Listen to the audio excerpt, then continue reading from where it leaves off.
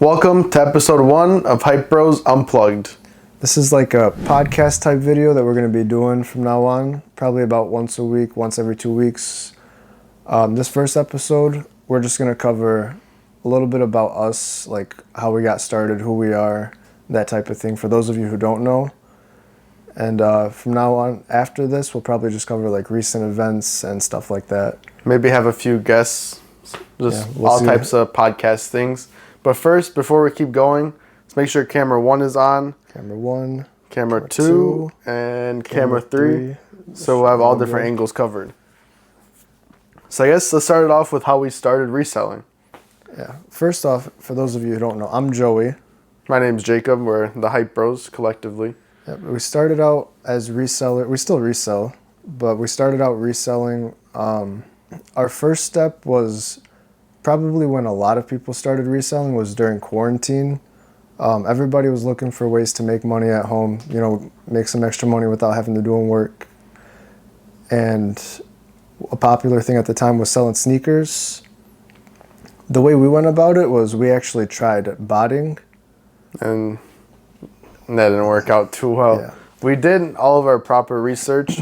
Before we actually got into it, we did research what bots were the best, what bots did what you needed, proxies, servers, Gmails, yeah, everything. captcha solvers, anything you guys can think about. We did tons of research before we started. Yeah, we did a lot of research, and eventually we decided to dump a lot of money into it, and never really worked out too well in our favor. We get like a couple pairs here and there, but we bought Cyber AIO. If you guys don't know, if you guys don't know about it, we bought a lifetime key. That was one of the most expensive bots out at the time. And there's a lot of stuff people don't tell you before you go into it. So I think we thought it would be successful. We thought we knew everything we needed to know, and nobody tells you how competitive that specific industry really is. I think now it's like a fifth of the price of what it used to be. So yeah, if not less, honestly. Yeah, they got cut a lot, but I mean, botting it is good if you have one of the top 5% setups. It's really and unlimited resources. Yeah. You need like unlimited cash flow. It's like the same like couple percent of people that just clean up every drop. And even now with reselling, a lot of shoes there's not as much margins on them. So whenever you're paying for proxies, that. At this point, there's no such thing as retail. You got to pay for servers, you got to pay for proxies, Gmails, and even if all of that doesn't add to much cost to the shoe, a lot of people pay for reshippers to like New Jersey and stuff because you don't have to pay tax in those states. And then shipping costs from certain Shopify sites and stuff costs a lot. So there's really no such thing as retail. And with half the shoes that Nike release now going for $20 above retail, there's really not much money to even be made in successful botting. I mean, same thing honestly with in-person cooks. Like there's no such thing as straight retail. Maybe for 1 pair or 2 pairs if you get lucky, but if you want 20, 30, 40, 50 pairs, there's no such thing as retail. You're either paying someone that works at the store to get them for you. And then if you want that many pairs, you still got to bring bodies with you. Most of the time people don't do that for free. You got to pay those people to come with you. And there's so many expenses that people don't really realize or think about, Yeah. So I mean, that kind of brings us like after the first couple months, maybe like almost a year of botting, we slowly started to realize that, and we got into more of just buying shoes for resale, flipping them for a higher profit, and just learning what moved better for us. And then, I mean, a lot of the times during that area, it was just dunks were moving. It's right whenever Jordan 4s were becoming popular. Yeezy slides and foam runners were absolutely taking over the sneaker community. Especially, we were able to get a few pairs for retail. We got them from the store for like double retail. Yeah, but I mean, we got like probably 50 pairs, and Yeezy slides were moving like butter. You could not keep them in stock, literally. So after, obviously we kept reselling all that stuff, buying, selling, buying, selling, buying, selling. And then we slowly started to transition. And now we're at a point where it's a lot more consignment based. We have our website set up. We have a few pairs on there, but it's mainly just consignment. We let people sell on there. We promote it. We do all types of stuff. Helps us. We don't have to keep existing inventory, or at least we don't have to keep as much of it. People still get their shoes. People are selling their shoes. Everybody wins in the end of it. If there's ever something not on the site, there's stuff that we specifically source for clients if they need something. It's just the sneaker market's at a really weird spot right now. Yeah, A lot of stuff is just going for right around retail, and a lot of stuff that used to go for, like a lot of these dunks and stuff that were going for like 200, stuff like that, you see a lot of stuff going down in value actually. So it's just really weird. We're trying not to keep as much inventory in hand, and just, we let people consign on the site. We source stuff if we have to, and we started getting to like a little more rare things, such as these off-white dunks right here, as well as M&M 2s, and then kind of just some more like not as rare things, but just harder to find, like some of the older retros or older SBs, just stuff that not everybody has, like a Panda Dunk or Thunder Jordan 4, where there's hundreds of thousands, maybe millions of pairs in some cases. You see, like, all of these resellers are just, at the end of the day, we're all just competing for, us included, we're all just competing for price. Whoever has the cheapest price. Panda, that's who's going to get the sale. So with some of this older, harder to find stuff, you're going to be the only person that has it. So you can it's easier to create the market for that kind of stuff. And it's more fun too. That's really what we got into it for. I work a full-time job. I work basically full-time. Yeah, so we kind of just do this mainly for fun. It's cool to make a little bit of money off of it, but, so going for that older, harder to find stuff definitely makes it a lot more fun. And a lot more enjoyable for us. Yeah. Which, speaking about these, if you guys don't know what they are, it's a one-of-one off-white dunk sample. We won't go too deep into it because we do have a full video about it. It's on our page. I'll pop up the thumbnail right here so you guys know what to look for. And we'll also include a link somewhere up in that corner, I'm pretty sure. Here, I think. So if you guys want to go check that out, learn more about this shoe, how we got it, what it's worth, all that kind of stuff. We actually also included an on-foot look at that. First ever. Yeah, the first and only on-foot look with that shoe, it being a one-of-one. So if you guys want to see that, go check out that video. The next topic we'll cover is our personal collection. As you guys can see behind us, we got a pretty decent personal collection of sneakers, but believe it or not, that's not how we started. We actually started out, of all things, with Supreme stickers. We have probably one of the craziest Supreme sticker collections out there. Yeah, and honestly, I don't think that's like overhyping it either. I think it's a very niche amount of people that actually collect them, and then the scale of our actual collection, I think it's definitely out there. There's not many people out there who even have a collection as big as ours, and some of the stuff in it is extremely, extremely rare. I mean, for example, if you guys don't know about Supreme stickers, there's some sets that are worth thousands of dollars each. For like 3 stickers. Yeah. I mean, stuff from 1999 that's still on paper, never been peeled off. Yeah. Still no creases, no nicks on the edges or nothing like that. So it's a really cool market. A really weird thing to start out a collection with, but I think it's pretty cool. And somehow it caught our attention, but I mean, it led us to getting into shoes. The next step was actually Supreme accessories. Yeah. So we actually did a whole video on our Supreme accessory collection. We'll pop up the link to that up in that top right corner. We'll pop up the thumbnail right here too, so you guys know what to look for. But we have a pretty cool Supreme accessory collection. Not as cool as our sticker collection, honestly. Yeah, I mean, but I remember it was cool. We used to, this was even, maybe we got a little bit into accessories before, not really collecting, but I remember we went to Michigan Sneaker Exchange. I bought like a couple Supreme accessories there. Was that the one in Little Caesars Arena? Yeah. Yeah, that was like a few years ago. I wouldn't say that was really collecting Supreme at that point. I would say that was more just buying 1 or 2 things. Yeah, and then you used it, so it was just more like just cool stuff that had the Supreme logo. We weren't really collecting. Yeah, but our first thing that really got big into hoarding and wanting everything was Supreme stickers.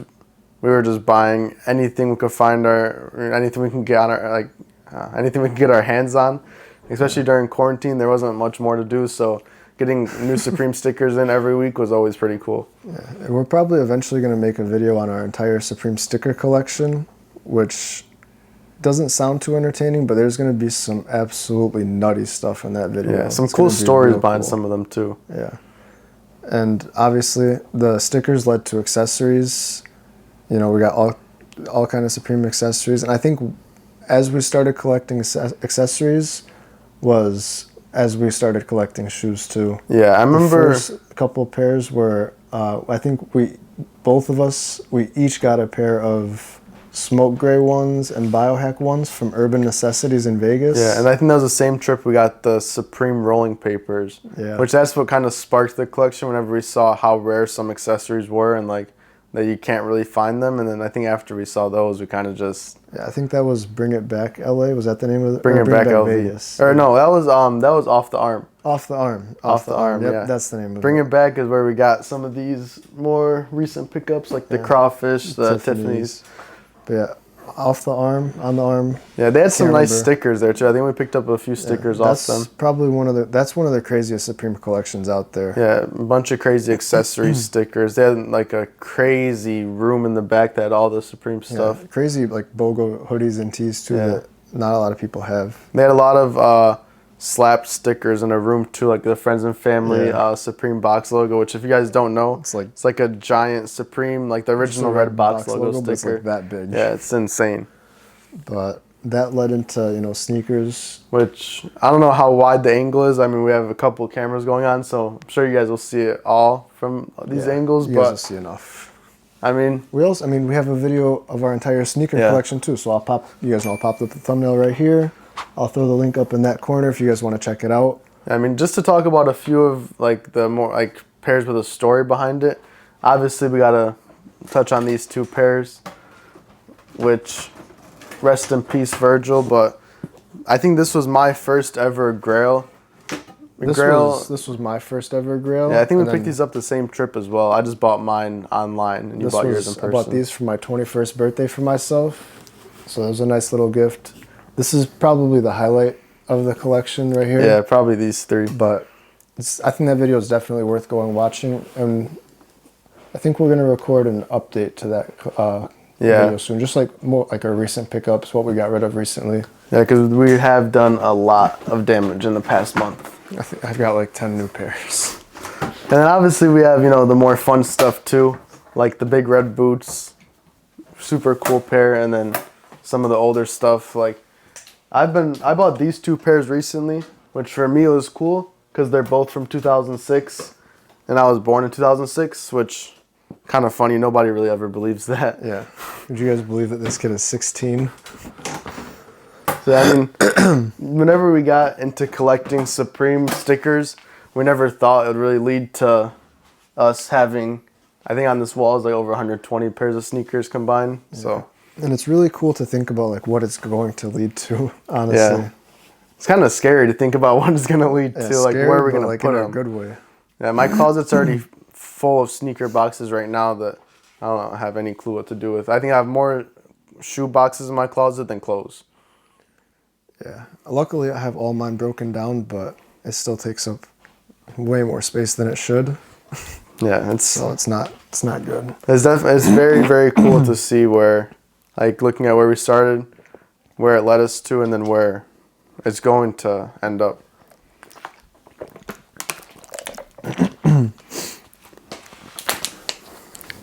Did we mention our Mischief collection yet? I don't think we did, but... So, yeah, sorry, but speaking of stuff like the big red boots, the Supreme accessory collection actually led us into collecting Mischief accessories. Yeah, that was like... I feel like it kind of went stickers, and then we went all in at the same time with accessories and shoes. Like, that was just... At the same time, we were buying accessories, Mischief. Shoes, Mischief. Yeah. I feel like Mischief accessories was more like... They started popping a little later on. Yeah. It was kind of all at the same time still. Yeah, but they have a bunch of super cool things that... We went over our whole collection of that, actually. Pop up the Again, thumbnail. Somewhere over here for the link. In that corner if you guys want to go check that video out. It's pretty cool. Yeah, I love the company Mischief. They do some really cool things. They're crazy. Yeah. There's no one like Mischief. And we actually did we did a wear test and a video on these. The video might be going up after this, maybe before this. We don't know yet, but there will be a video on these if you guys want to find it. Just talking about durability. We wore them for 7 days straight, so it's just giving our opinion about everything about the shoe. So that video will be a good watch as well. It's not done yet, like he said, so no thumbnail and no link, but that video will be up soon, so keep an eye out for it. And if you guys do want like a specific video, just this kind of off topic, but if you guys want a specific video you want to see from us, put it in these comments, reach out to us. We're always down for new video ideas. Yeah, no matter how crazy the idea, we're open. We wore these boots for 7 days straight, so we're open to just about any idea. Whatever you guys want to see, let us know down in the comments, and we'll do our best to deliver and then over-deliver a little bit as well. Yeah, which, I mean, speaking on that, I think that could bring us to our next topic, which is creating content. That's kind of where we're transitioning to now. We talked about our past, and then recently we've been really pushing the content creation.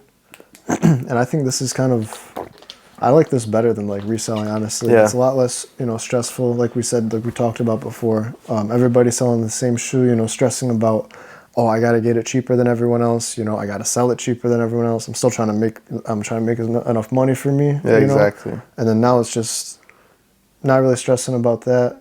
Yeah. Just trying to create content and, entertain you guys. And yeah, that's why we know. It's way more fun. I mean, at the end of the day, I would rather do what I like to do more. I mean, who wouldn't? You don't want to do something that... Don't get me wrong. I enjoy reselling shoes. Still, I'd rather do it over anything else. But creating content is just really fun. Like you said. It's a lot easier. Yeah, you need to look forward to it.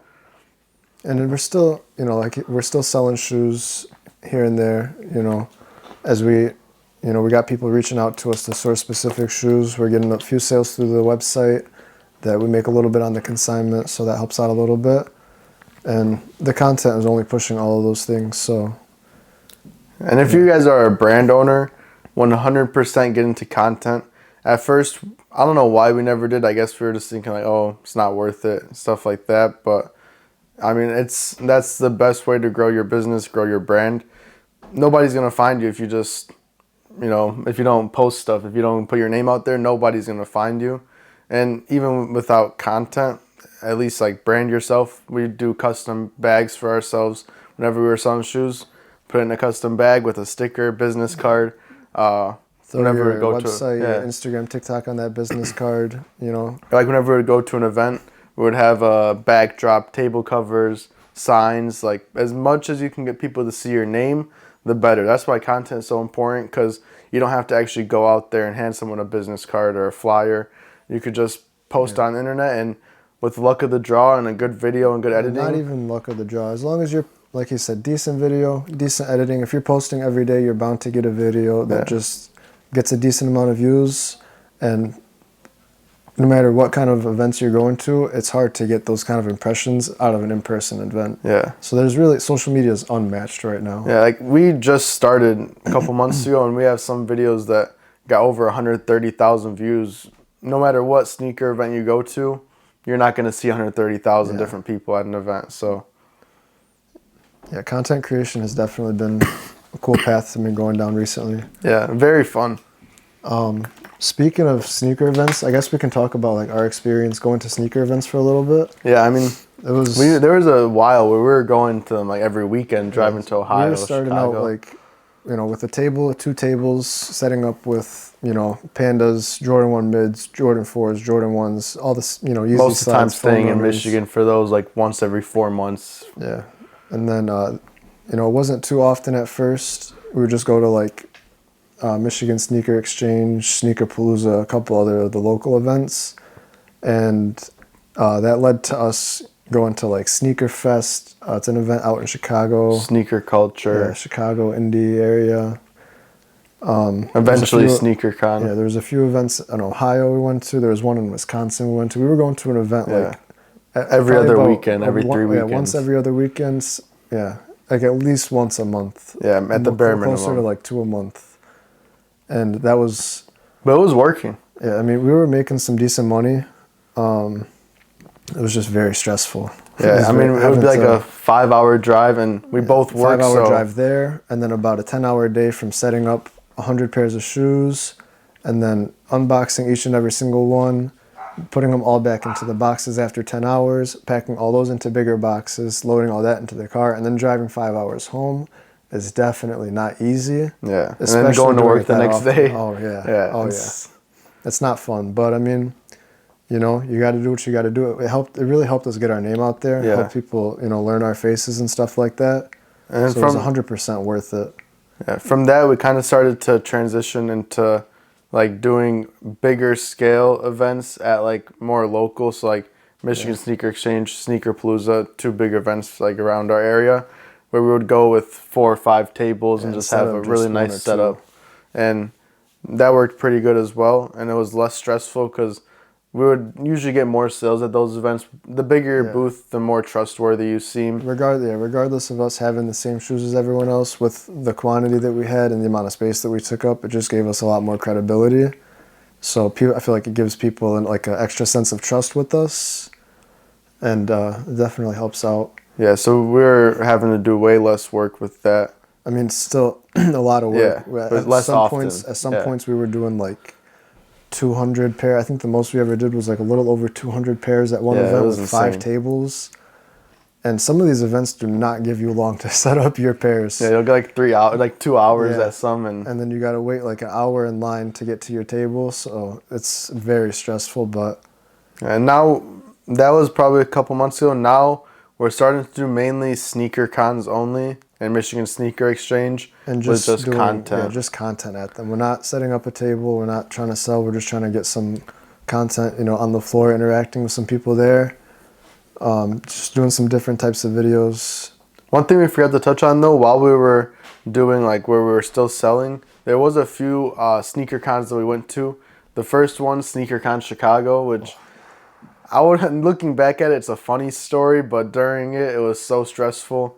It was a Saturday and Sunday event. So we left here. We'll start out on Friday. Yeah, Friday we left night. Here about midnight, I think. Midnight to 1 a.m. I think we'd leave around like 1, 2, except we didn't sleep. I slept for like an hour, I think, on Friday night. I don't think I slept. We left here, I think it was about 1 a.m. We got to Chicago around 6 o'clock. Yeah. 6:30. And for SneakerCon, you have to be there at 7. Yes. Not have to, but the doors open at 7, and if you're there at like 7:30 or 8, you're going to be in a line of about 300 people, if not more, all the way at the back, so you're not going to want to do that. Yeah, and luckily with it being our first one, we made it there on time, so we didn't have to experience that, but... Yeah. We had to go get some stuff from the car, and at 7:30, I'll just say I'm very glad we got there at 6:45. Yeah, but I mean... But that was, we got there, like 6:45, 7 o'clock, we'll call it. Went throughout the whole day, was done at about 7 o'clock, so 12-hour work day. And then this was our first sneaker con, so we did not understand... Have tape for our boxes. Oh, sorry. Yeah, we didn't understand that...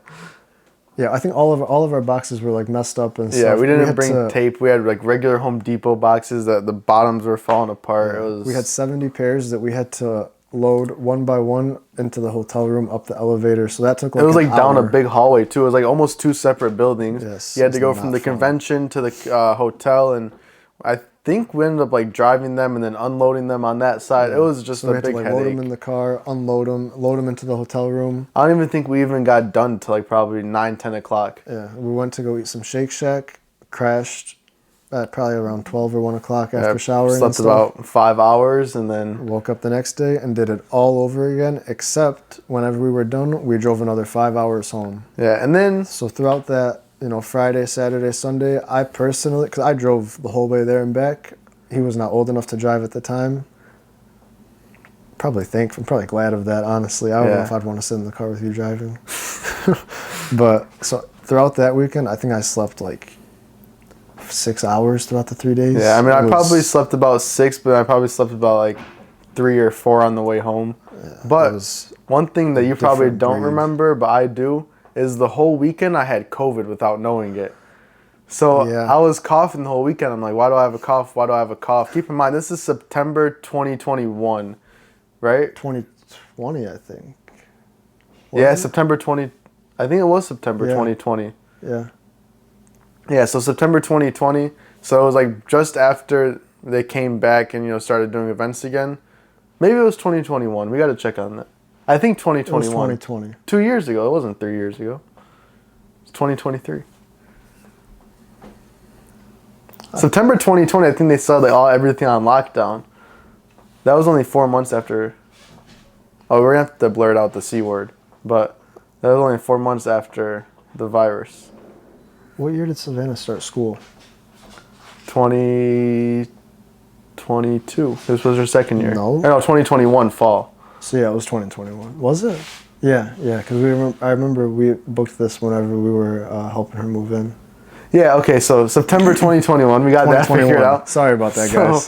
September 2021, but that's kind of besides the point anyways. I don't know why I even brought it up. But yeah, so the whole 2 days I had COVID. I'm coughing the whole day. I remember I'm telling Joe, I'm like, I can't catch this cough. Coughing the whole 2 days, like short on breath. On the way back, my dad must have gotten it from him because whenever we got back, my dad was sick with COVID, or our dad was sick with COVID. Yeah, like whenever my dad was sick and I was sick, we ended up going to get tested, and we're gonna have to blurt the virus word, by the way, every time. So I'm gonna start saying virus to help that. Somehow, some way, by the grace of God, I even ate off the same spoon as Dad. Yeah, that we Monday had pizza, got back. right? I think he had some type of salad, and like it was in the fridge, and I just finished it off. And he was like, "Is that the same one that was in the fridge?" I was like, "Yeah, why?" He was like, "Oh, I'm sick." I was like, "Thanks for telling me." And yeah, he was in the car with us for 10 hours. Throughout the weekend, yeah. Sitting by me the whole weekend, literally, and the table is a 6-foot table. I'm coughing the whole time. Yeah. And by the grace of God, I did not get the virus. There's really no explanation. Miracle. Literally by the grace of God. There's no other explanation. So that was an experience and a half going to SneakerCon Chicago 2021. Yeah, I mean, I think we did Arizona. Oh, Arizona's a whole nother story. Oh, gosh. We went to, we could mention about the apartment and who lives there, right? I just want to make sure. Right? Probably not. All right. Well, we were in Arizona at an apartment, and the person who lives there was telling us, like, whenever we got there. I think this was on the way, while we were on the way there, they were like, "Oh my gosh." Yeah, they picked us up from the airport, I think, right? Or no? No. This was whenever we first got there, like, to the apartment? Or was it, like, they texted us? I think it was like, well, because, Dad doesn't put his phone on airplane mode, so I think he was just texting them. And they were like, "Oh my gosh, I just found a cockroach in my shower. I don't know what's going on." Like, and they were trying to call people and figure it out. And yeah, so long story short, they got it. We got to the apartment. It was still there. They didn't clean it up. They just it was dead, but it was still on the ground. I was cool with that. You know what I mean? I didn't care. I'm not gonna lie. I was a little scared sleeping that night. It was I was just like, I just went to sleep. I was worried about another one. Jacob can cry in his pillow all he wants. No, I'm just playing. But so the next day, we woke up in the morning, went to SneakerCon. We're all good. I think this was a one-day event, kind of off topic, but But it didn't really cost us a lot to go there, so we just booked it. Yeah, figured might as well, which thankfully we did. That's it. Yeah, SneakerCon Arizona is where we got those off-whites. Yeah. Sorry to take you off topic, but so we woke up the morning of SneakerCon. It was all good. Rolled to the event. Everything was looking good.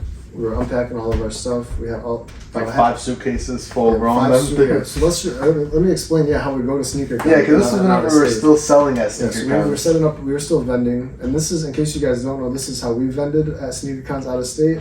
Is we took luggages, and we would open up all the shoe boxes, take all the shoes out, and we would break all the boxes down flat, put them into the suitcase. Load in the shoes, load in anything else. We need business cards, stickers, our custom bags that we give out to purchasers, anything like that. We would always bring all of our luggage for free, because if you're silver medallion on Delta, you get a free checked bag, a free carry-on, and a free personal item. Yeah. So we would make sure we had all the right sizes. We would have one big bag each. One check bag each. Yeah, one carry-on that's like the perfect size. And then we'd have like a backpack with our clothes. No, we would have a duffel bag so we could fit more shoes and we'd just slip our one thing of clothes in there. Yeah, one underwear, one sock, and one pair of shorts. I think that was it. Yeah. So we roll up to the event. We got our suitcases with our underwear, our shoes, everything. Yeah. And we started to unpack. We put in the boxes together, putting out the shoes on the table, putting the other one in the box, organizing it, everything. And we got our table covered down. We got our shelves set up. We're getting the shoes laid out. I think I had to go to the bathroom. I went to the bathroom real quick, and I came back to a surprise. Wait, really? Yeah, I wasn't there the first time. So the first time, I guess, Jacob wasn't there. All of a sudden, I'm unpacking stuff, and out of nowhere, a cockroach just comes running. So I had to use my off-white Chicago's and stomped on it. Yeah, we were through like an era where we only wore this and the UNC's and Chicago's to SneakerCons.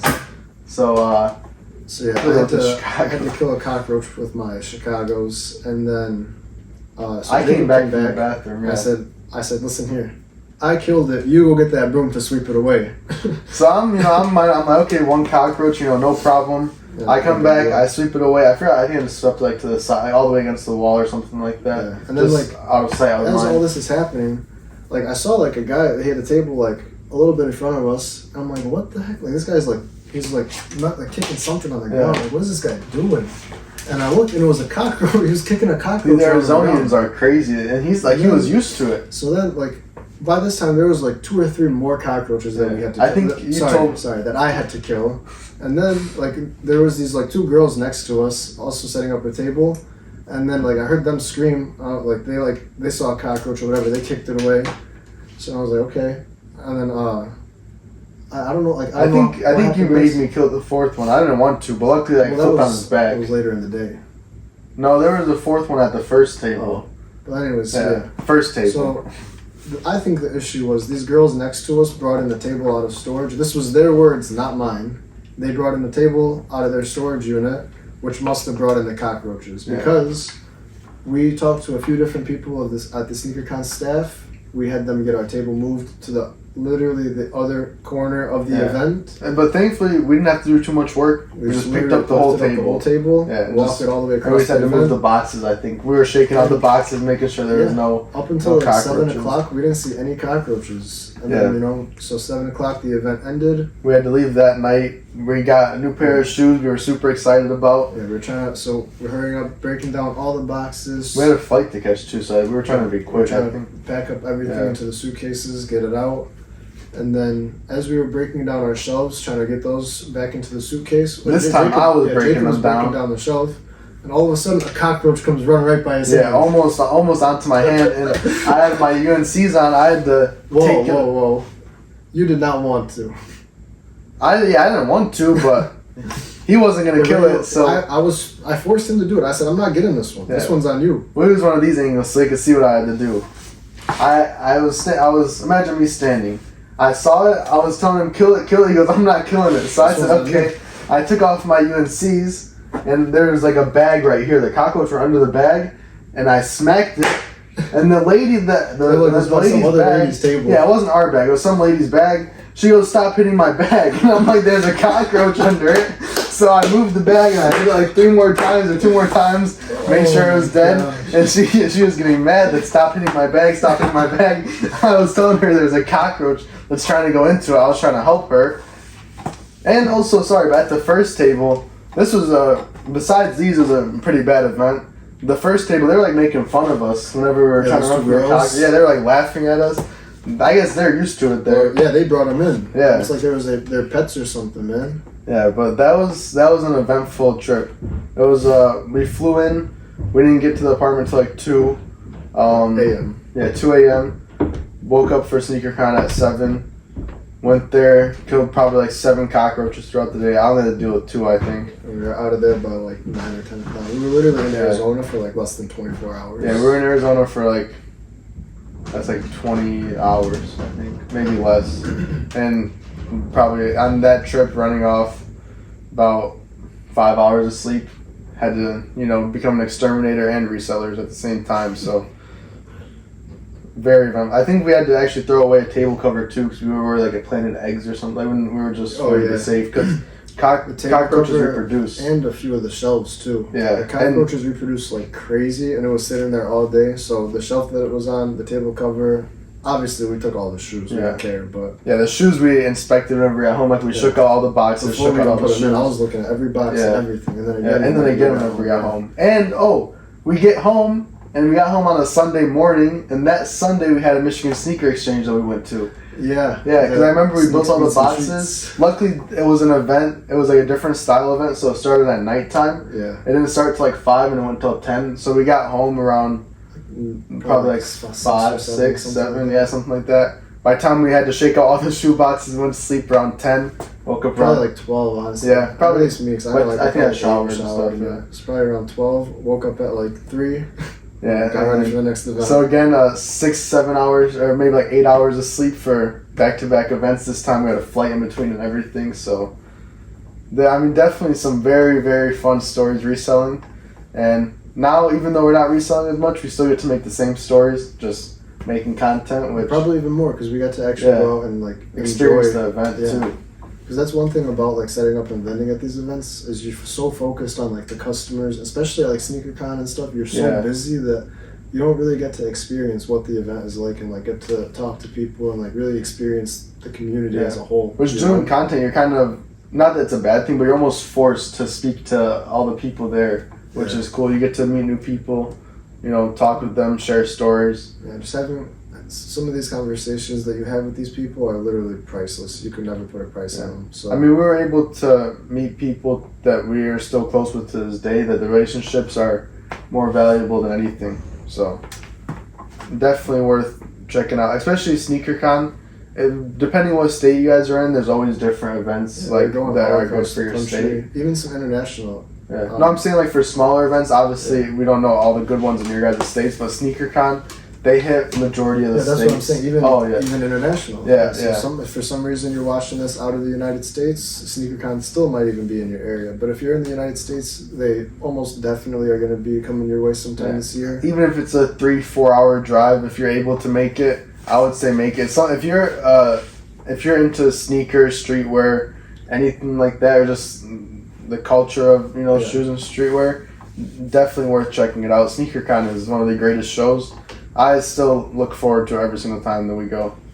Yeah, which Chicago's the next one. I cannot wait. And hopefully Vegas if everything works out. Yeah. But I think Vegas was actually a pretty fun one too. I don't know. We have a story for that one. I remember, not a huge story, but with Simon. So this trip, I'll kind of give you guys the basic rundown real quick.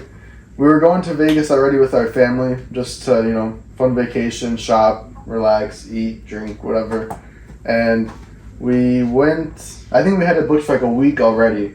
We were gonna leave whatever day, and then SneakerCon announced that they were doing SneakerCon Vegas 2022, and it was like 3 days after we were going to leave. It was a 2-day event, so we ended up just changing our flights, extending the hotel, and we stayed for it. It ended up being like a 2-week vacation, and we were actually selling at this one. Again, we had family with us this time, so we were able to bring a lot more shoes. I think like 4 check bags, 6 carry-ons, 6 personal items. It was crazy. Yeah, and honestly, this one, we knew we had to sell shoes because without it, we wouldn't be able to bring everything back because we would have been too many suitcases. We had more people coming with us there than we did on the way back. So if we didn't sell everything, some of it was not going to be able to be brought back. Which I think we actually sold about half the pairs that time. So it worked out good. We brought everything back. Worked out really good. But, that one, not really as cool of a story, but what happened before SneakerCon is what was a cool story. We were at our guy Chow's shop, which is Selection. Yep, it's a little bit off the strip, but a really nice shop. Even better people. Yeah, Chow is an amazing. Cody. But we were there like as not even for SneakerCon. We were there just shopping, whatever, hanging out, and Simon will pop up his on the screen somewhere right here. He has like all the craziest things. This was before we started getting into rare sneakers, and he comes to the shop. Him and Chow are super cool because Chow has some crazy stuff, but came into the shop. We're just like, all right, just another guy shopping. He has a suitcase with him for some reason. This is like maybe a couple days before SneakerCon. Still, we figured, maybe he's just looking for some shoes. He came for SneakerCon, whatever. He opens it up. And it's like 4 pairs of Oregon, what were those pairs called? Like those runners? I was outside at first. So remember that? It's like a green pair of Oregons. I forget what they're called, but they're worth like $6,000-$7,000 each. All I know is I just remember walking inside, and I see him holding a dead stock pair of Freddie Krueger. Yeah, and he actually let me hold it, which is insane. It was my first time ever seeing them in person. I was outside on a phone call for work, and I just came in. I saw it in the middle of the circle, and I was trying to squeeze my way in, but I couldn't really get in, and it was crazy, man. I don't even. And just getting to meet Simon, which we still talk to him to this day, was amazing. Simon's also an incredible person. Yeah, very, very good person. Chow, getting to see Chow is always a fun time whenever we're in Vegas. So looking forward to that this year if we're able to make it. That was the day you picked up these, I think. Oh yeah, Chow hooked it up on these DVAs. And then I remember I've worn these a few times, and they're still pretty clean, no separation at all. And he plugged me for $500. Yeah, not to mention too, a few hours later at Urban Necessities, we see Simon with a pair of Manila 4s on foot, just walking around in Manila 4s. And later on his Instagram, we see that this guy's got like 15 pairs. Yeah, like, and there's only 24 or 23. He's got like 10 or 15 pairs. Like he literally owns like 30% of the stock. Yeah, he's crazy, dude. He has the craziest. Yeah. I don't think it's really a collection, but he touches some of the craziest pairs. Yeah, more crazy, like more than anybody else, honestly. Yeah. But I think that's pretty much everything we want to talk about in this episode, right? There is one more thing. Oh yeah, that's right. We've recently started getting into apparel. We did our first drop, which the link will be in the description for that if you guys do want to check it out. But I'm gonna pop up some B-roll on the screen so you guys can see what it looks like. We've got the front has a cross on it with some rhinestones on the sleeves. We have Heritage on one sleeve, which is the name of the brand, and then on the other sleeve it's 413. All of that is embroidered on the back. It has the Bible verse, Philippians 4:13. I can do all things through Christ who strengthens me. And that's in puff print. Which on the hoodie it has Philippians 4:13 written out on the right sleeve instead of just 4:13. And then also on the hoodie, there's a crown of thorns like embroidered into the hood. And we're selling the t-shirts for $50 and the hoodies for $70 on our site right now. And another very important note is that half of the profits are going to be donated to help out people in need through a church in some way. So we just wanted to point that out. And like Jacob said, if you guys wanted to support that, check out the description. We're going to include a link to go shop on our site below. And I mean, just to give a little story on this, we do have a few more things coming this year. Probably about 5 to 6 more drops to end the year off. And kind of talking about like how we were with reselling and stuff. If you guys want to get into it, I mean, I would say get into it. You know, that goes for anything. No matter what it is you want to get into, the hardest thing. A wise man once gave me a great analogy that still sticks with me, and I really like it. The hardest part is it's just like an airplane. The part that takes the most energy is takeoff. Once that plane takes off and it's at cruising altitude and cruising speed, just gliding. It doesn't barely any power is needed to power that plane through the air. So it's just like real life, no matter what venture you're trying to start, it takes the most amount of energy at the beginning during takeoff, and once you get off the ground a little bit, the higher you get, the less energy it's going to take and the easier it's going to get. And another wise man once told me that, at the beginning, it's going to seem like nobody wants to give you credit for what you're doing. Nobody's even paying attention. No one's taking notes. But it's because you haven't put in the time to deserve it. And the more time you put in, the more you learn, the better you get. People are going to start taking notice. People are going to start respecting you, giving you props that you deserve. And I think that goes for, like you said, for anything. No matter what you're trying to do, just start. Keep at it, keep improving a little bit at a time, and no matter what it is, you'll accomplish it eventually. Yeah, I mean, just like this, we're starting it right now. We've messed up a lot. We're going to try not to cut it, but there will be a few cuts. But I mean, by episode 5 will be better, by episode 10 will be even better, and by episode 100, who knows how it'll be. So, I mean, I think that's that. I think after that wraps it all up. That's about everything. I really enjoyed this, honestly. Yeah, this was pretty fun to make. Yeah. So I hope you guys enjoy it. Let us know. You know what? Let's give away $10 to a random commenter. Let's do it. Comment either your favorite or your least favorite part about this video. We prefer favorite. Yeah, and let us know if it's going to be your least favorite. Give us ways that we can improve. Don't just tell us that you don't like us. And then we'll give away $10 to someone random in the comments who tells us their favorite or least favorite part. Let us know if you guys want to see more of this type of content. Make sure to check us out on Instagram, TikTok. Obviously, you guys are on YouTube right now, but hit that little red button right there too that says subscribe. Yeah, hit the like button while you're at it. Share with a friend if you want. Check our website out. Check out our merch. If you guys want to buy some shoes, we got all types of shoes on our site too. And that's about all the shameless plugs that we need to put. Yeah. We're gonna that's about it. We appreciate you guys watching. If you guys want to watch the video that's going to be recommended on the next screen, I'm sure it's going to be interesting. So we appreciate you guys. Peace.